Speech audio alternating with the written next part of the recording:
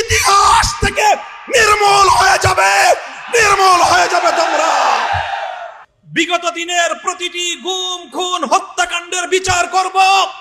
আমরা বিচার করব 2009 সালের পিলখানা ট্র্যাজেডির। আমরা বিচার করব আল্লামা দেলোয়ার হোসেন সাঈদীকে মিথ্যা মামলার মাধ্যমে রায় দিয়ে প্রায় শত প্রাণকে ঝরিয়ে দেওয়া গণহত্যার। আমরা বিচার করব শাপলা চত্বরে সংগঠিত গণহত্যার। আমরা বিচার করব বিরোধী দলীয় দেশপ্রেমিক নেতৃবৃন্দকে মিথ্যা মামলার মাধ্যমে জুডিশিয়াল কিলিং এর নামে প্রতিটি হত্যাকাণ্ডের। আমরা বিচার করব 2021 সালের মোদী বিরোধী আন্দোলনে শাহাদাত প্রাপ্ত বীর শহীদদের। আমরা বিচার করব 2024 সালের প্রতিটি হত্যাকাণ্ডের ইনশাআল্লাহ।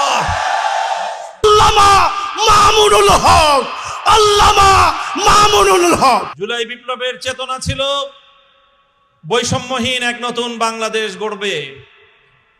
জুলাই বিপ্লবের চেতনা ছিল বুকের রক্ত দিয়ে জীবনের বিনিময়ে বিপ্লব এবং অভ্যুত্থানের মধ্য দিয়ে বিতাড়িত ফ্যাসিবাদ আর বাংলার মাটিতে ফিরে আসতে পারবে না। আমরা আজ 23শে জুন ঐতিহাসিক পলাশী দিবস, যেদিন বিশ্বাসঘাতকতা এবং গাদ্দারির মাধ্যমে বাংলার চির উন্নত স্বাধীন নবাব সিরাজউদ্দৌলার কাছ থেকে বাংলার ক্ষমতার মসনদ কেড়ে নিয়েছিল লর্ড ক্লাইভের দল। আজ এই ঐতিহাসিক দিবসে বিজয়নগরের প্রান্তে দাঁড়িয়ে আমরা বলতে চাই, যে রক্ত দিয়ে আমরা জুলাই বিপ্লব ঘটিয়েছি, যে রক্ত দিয়ে ফ্যাসিবাদকে বিতাড়িত করেছি, জীবন দিয়ে হলেও বাংলার মাটিকে ফ্যাসিবাদ মুক্ত রাখবো ইনশাআল্লাহ। এটাই আজ আমাদের শপথ।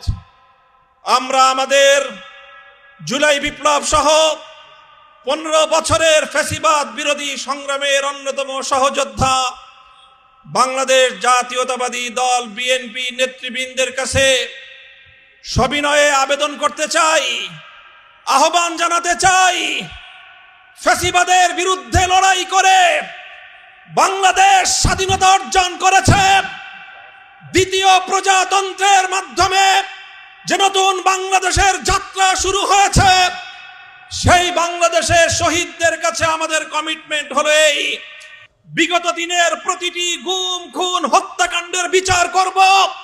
আমরা বিচার করব 2009 সালের পিলখানা